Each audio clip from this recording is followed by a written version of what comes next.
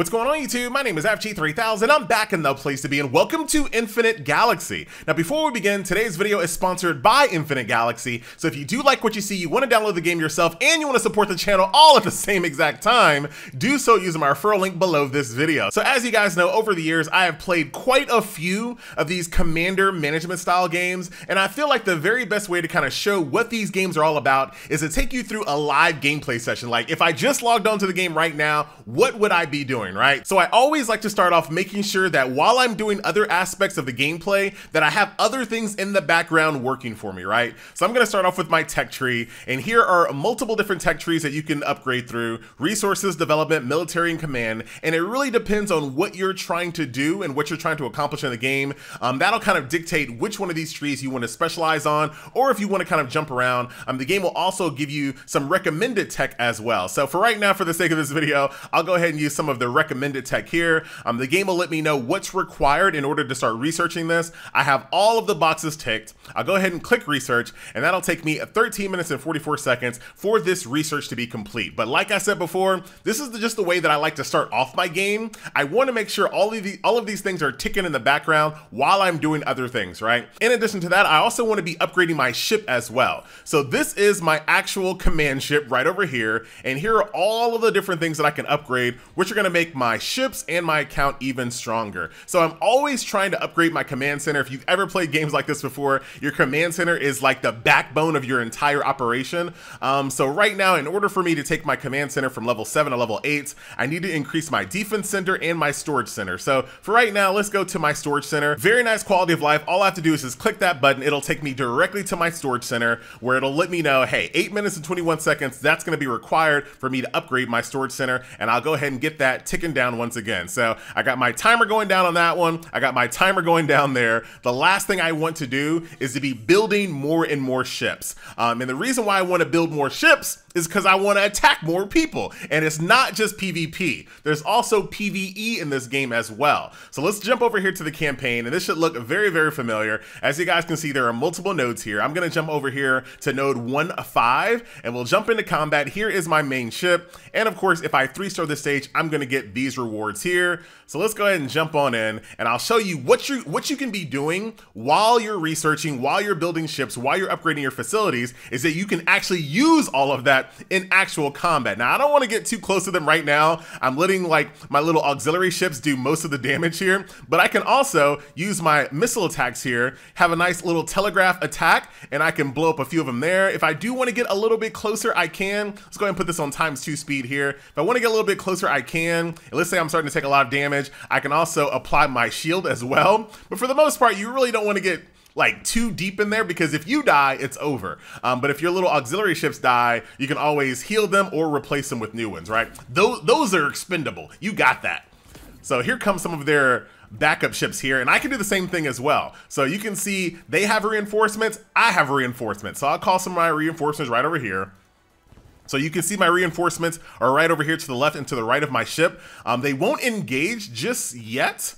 Let's go ahead and get them a little bit closer here. Once again, telegraph attack on their big ships there. We'll shield up, and that is the GG. I 3-starred that one. I should have 3-starred that one.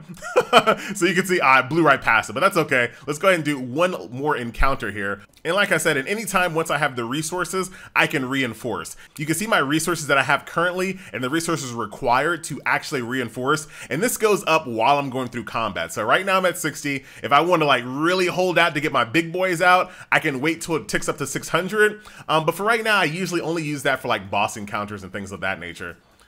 So once again, let's go throw this bad boy on ×2 speed, get a little bit closer to some of their main ships there. Big, massive telegraph attack there. There is no autoplay, so this is going to be something that you really need to kind of manage yourself. And like I said, this is the reason. This is what you're going to be doing while you're waiting for all of your research and your new ships to be built. So you definitely want to engage in this right now. These guys have just came out of the woodworks here. I'm going to wait. I'm going to wait a little bit. Hold on.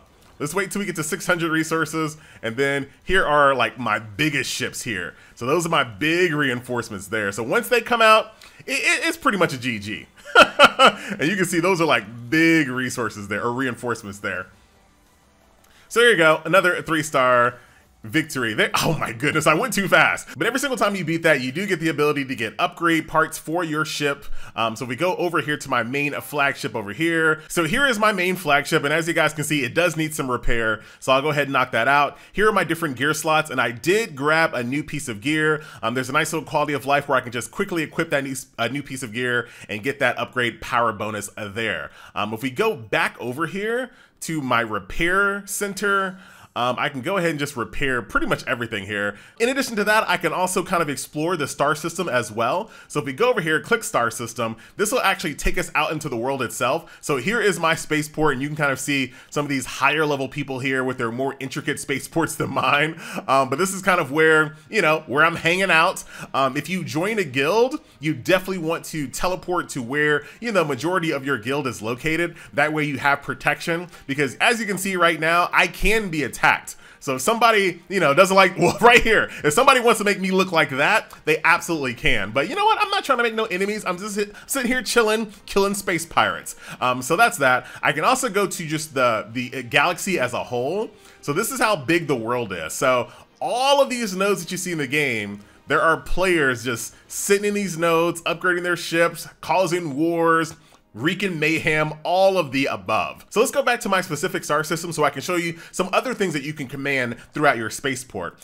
So I can use this little radar and see what's nearby, right? So I have these space marauders that are nearby. I have these nickel steel asteroids, these plasma gas nodes as well. But for right now, I want to go and fight some of these space marauders. So what I can do, I can use that radar. It'll take me directly to where those marauders are. I can click attack and it'll let me know what are my odds of defeating that. Harsh struggle, I might not want to do that. Let me pump my brakes a little bit. Let's go down here to the small marauders. Once again, it'll locate them on the map. Harsh struggle as well.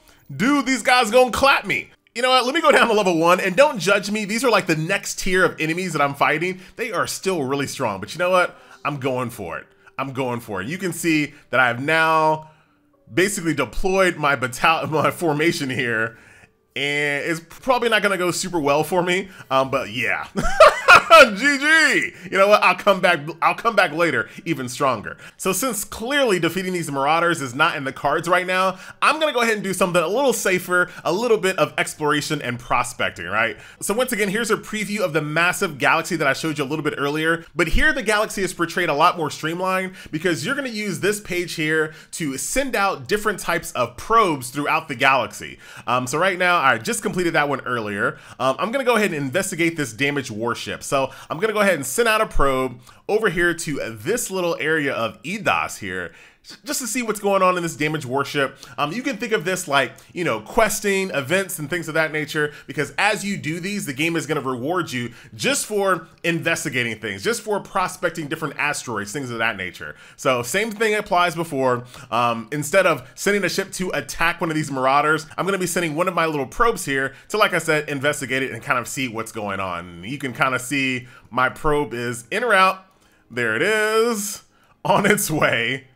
They did a really good job of kind of making this galaxy feel alive for sure. So there goes my little probe ship there, checking out this damaged warship. So this is something else that you can do. So between the campaign, you know, upgrading your ships, upgrading your base, building your fleet, repairing damaged ships, things of that nature, prospecting, exploring, these are all things that you can do kind of when you want to do them, right? It's really up to you which one of these things you tackle first and foremost. And if that wasn't enough, you can also follow the game's main storyline as well. So if we go over here to main events, here is an actual main story and a side story campaign. So if we go over here, right now it looks like part of the story wants me to attack this little squad here. So let's launch our ship now that it is completely repaired.